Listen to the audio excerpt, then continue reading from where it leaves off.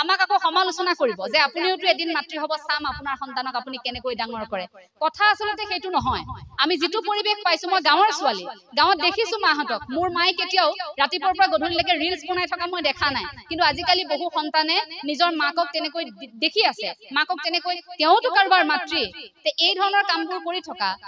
মাতৃক দেখি আছে ৰাতিপুৱাৰ পৰা গধূলিলৈকে মাতৃগৰাকী যেতিয়া সামাজিক মাধ্যমতে ব্যস্ত হৈ পৰিছে যেতিয়া সন্তানৰ কথা পাহৰি গৈছে গধূলি আহি যেতিয়া কাম কৰা মানুহগৰাকী সুধিছে যে মোৰ ল'ৰাটোৱে কি খালে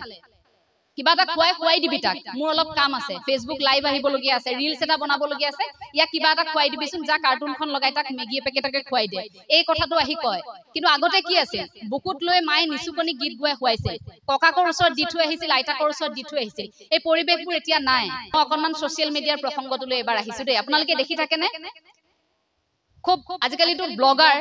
হাতে হাতে মোবাইল লৈ কাৰ ব্লগত কেতিয়া ওলাই যাও ঠিক নাই ৰাস্তাৰে খুজ কাঢ়ি গলে হাই গাইজ প্ৰথমে তে এইবোৰটো দেখি থাকো বিশেষকৈ মহিলাসকল এতিয়া জড়িত হৈ পৰিছে যুৱতীয়ে হওক বা নাৰীয়ে হওক এওঁলোকটো জড়িত হৈ পৰিছে গতিকে মাতৃসকলো দেখিছো আমি ৰাতিপুৱাই আজি সন্তানক দিলো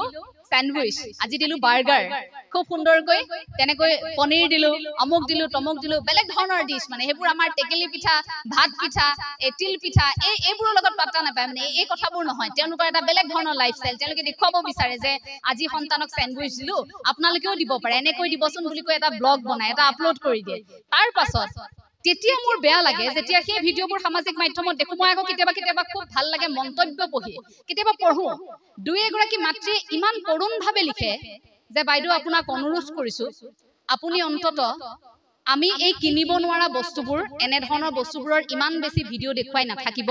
আমাৰ সন্তানে ৰাতিপুৱা যেতিয়া ৰুটিৰ লগত চেনি যেতিয়া দি পঠিয়াও যেতিয়া এপেকেট মেগীকে দুয়োটা সন্তানক ভাগ কৰি টিফিনত দি পঠিয়াও যেতিয়া সান্দগুৰি লাডু এটাকে বনাই দি পঠিয়াও তেতিয়া আমাৰ সন্তানে আমনি কৰে যে মা স্যান্ডউইচ কিয় নিদিলা কাৰণ সন্তানে যে সেই মোবাইলত এইকেইটা দিন দেখি আছিল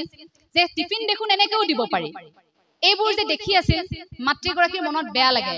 আপুনি যদি আপোনাৰ সন্তানক সেই মানুহগৰাকীৰ দৰে যদি সেই তেনেকুৱা ধৰণৰ কিবা এটা দি পঠিয়াব পৰা নাই আপোনাৰ মনটোত বেয়া লাগিব যে মই দি পঠিয়াব নাই পৰা মোৰ সন্তানে বিচাৰিছিল পিছদিনা আপোনাৰ সন্তানে আহি আপোনাৰ সন্ধিয়া আমনি কৰিব সন্তানে পিজ্জা খাব বিচাৰিব আপুনি এটা ডমিনোজলৈ লৈ যাব লাগিব আপুনি KFC লৈ যাব লাগিব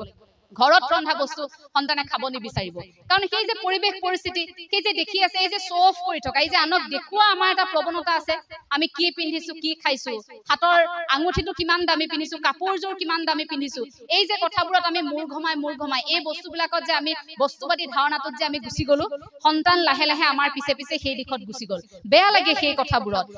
আপুনি মন কৰিব আজিৰ পৰা বহু বছৰ আগত অসমৰ প্ৰেক্ষাপট এনেকুৱা আছিল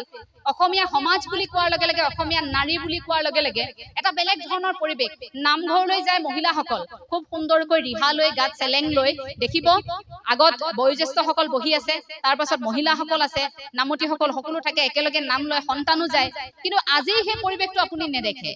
আজি সেই পৰিবেশটো লাহে লাহে কমি আহিছে তাৰ ফলনি আপুনি বেলেগ এটা পৰিবেশে দেখিব আপুনি হাতত মোবাইলটো লগ আপুনি ধাৰাবাহিকভাৱে 100 পৰা 150টা ৰিলছ আপুনি একেলগে খুলি চাব পাৰিব দেহৰ এটা অংশ উলিয়াই সেই সকল মহিলাই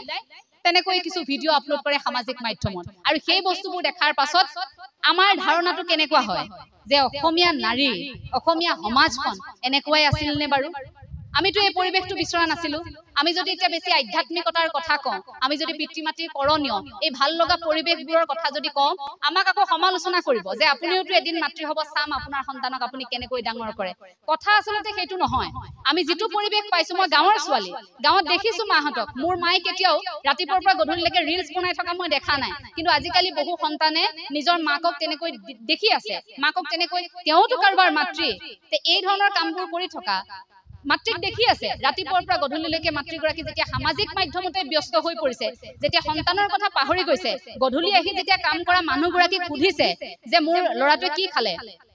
কিবা এটা খুৱাই দিবি তাক মোৰ অলপ কাম আছে ফেসবুক লাইভ আহিবলগীয়া আছে ৰিলছ এটা বনাবলগীয়া আছে ইয়া কিবা এটা খুৱাই দিবিচোন যা কাৰ্টুনখন লগাই তাক মেগী পেকেটকে খুৱাই দে এই কথাটো আহি কয় কিন্তু আগতে কি আছিল বুকুত লৈ মায়ে নিচুকনি গীত গুৱাই খুৱাইছে ককাকৰ ওচৰত দি থৈ আহিছিল আইতাকৰ ওচৰত দি থৈ আহিছিল এই পৰিবেশবোৰ এতিয়া নাই এই কথাবোৰ এইভাবে আলোচনা কৰিছো যে আমি তেনেকুৱা এটা পৰিবেশ অসমত বিচাৰো সেই পৰিবেশটোৱে আমাৰ মনস্তত্ব ভাল কৰিব আমাৰ ভাল লগা কামবোৰ আমি আকৌ এবাৰ কৰিব বিচাৰো সেইকাৰণে সভাই সমিতিয়ে গ'লে এই কথাবোৰ যে কওঁ যে আধ্যাত্মিক শিক্ষা লাগে, আমাক নৈতিক শিক্ষা লাগে। এই নৈতিক শিক্ষাই আপোনাক মানুহ কৰিব। আপুনি যিমান টকা নঘটক, আপুনি যিয়েই নকৰক, আপোনাৰ যিমান টকা পইচা গাড়ী ঘোঁৰা একোৱে আপোনাক সেই সুখটো দিব নোৱাৰে যিটো আধ্যাত্মিক চেতনাই আপোনাক দিব।